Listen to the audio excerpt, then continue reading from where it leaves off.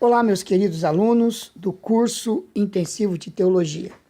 Vamos dar continuidade ao nosso estudo do primeiro e segundo livro de Samuel. Estamos falando de 1 Samuel. E hoje vamos falar um pouquinho sobre a história de Davi. A partir do capítulo 16, entra em cena o pastor de ovelhas Davi, ao ser surpreendentemente escolhido por Deus para assumir o trono de Israel. Esse fato aconteceu anos após a sua consagração, que foi feita também pelo profeta Samuel. Do capítulo 16 até o final do livro, Davi aparece, com exceção do último capítulo, que narra a morte de Saul. O segundo livro de Samuel começa já falando das campanhas bem-sucedidas de Davi. Enquanto 1 Samuel registra o fracasso de Saul, 2 Samuel descreve o sucesso de Davi, cujo reinado se estabeleceria para sempre, pois dele descende o Rei dos Reis e Senhor dos Senhores, Jesus, conforme Isaías capítulo 9, versículo 7 e Lucas 1:32, que afirmam ser Jesus descendente de Davi. Aclamado como rei de Judá, capítulo de 1 a 4, Davi também é constituído rei de todo Israel. Isso está contado no segundo livro de Samuel, capítulo 5 até o 24. Torna-se o nome mais simpático para o povo de Israel e rei de um reinado que nunca terá fim. Mas os capítulos 11 e 12 descrevem a queda de Davi, quando ele se encanta pela esposa de seu vizinho Urias. Para dar curso às suas intenções carnais, Davi elabora um plano discreto para matar o marido de Betseba. No auge de sua cegueira espiritual, ele é advertido pelo profeta Natã no capítulo 12. Consciente do seu pecado, Davi o confessa, segundo Samuel, capítulo 12, versículo 3. Mas, mesmo assim, colhe os resultados de seu erro. Ele perde seu filho recém-nascido, sofre um incesto na família. Quando Aminon seduz sua irmã Tamar, 2 de seus filhos matam 2 outros irmãos.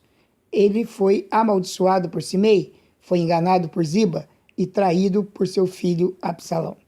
Davi teve 21 filhos e uma filha, de acordo com 2 Samuel, capítulo 13, versículos 2 a 5, também o capítulo 5, versículos 13 a 16, e 1 Crônicas 3, de 1 a 9, 1 Crônicas 14, 3 a 7, 2 Crônicas 11, 18. Todos esses textos falam sobre os filhos de Davi. 3 dos seus filhos mais velhos sofreram morte violenta: Aminon, Absalão e Adonias. Davi, afinal, tratava seus filhos de maneira compassiva. Um exemplo disto é que não tomou providência acerca do pecado de Aminon com Tamar, o que gerou a revolta de Absalão contra ele. Homens como Eli e Samuel também deixaram de disciplinar seus filhos e por isso sofreram prejuízos. Já o rei Saul, com todos seus erros, teve um filho exemplar, cujo nome é Jonatas. Jonatas se tornou o grande amigo de Davi. Então nós podemos observar, através do exemplo de Davi e também de Eli e de Samuel, quão importante é que eduquemos os nossos filhos nos caminhos do Senhor. Como diz o sábio lá em Provérbios: ensina o teu filho o caminho que ele deve andar, e quando já for velho não se desviará dele. Como também a Bíblia nos exorta a disciplinar os nossos filhos e nos mostra claramente que os nossos filhos são herança do Senhor. Então temos a responsabilidade de cuidar bem dos nossos filhos, educá-los na palavra de Deus, como diz o apóstolo Paulo, na admoestação e na disciplina do Senhor. Com esses homens nós aprendemos a importância da presença do Pai, dando direção, dando conselhos, exortando e disciplinando seus filhos.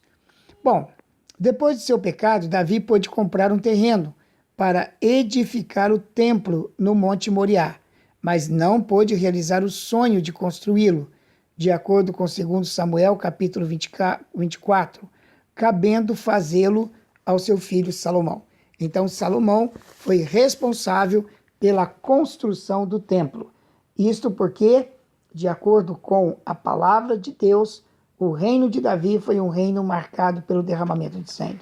Davi foi um homem de sangue e por isso Deus o reprovou como construtor do templo. Agora, falando de 1º e 2º Reis, na Bíblia hebraica, grega e latina, os livros de 1º e 2º Reis estão colocados na continuação dos livros de 1º e 2º Samuel. Nas Bíblias grega e latina, são denominados 3º e 4º dos Reis. O livro de 1º Reis começa com uma brilhante descrição das glórias do reinado de Salomão, e o 2º livro termina com a restauração de Joaquim, prisioneiro de guerra na Babilônia.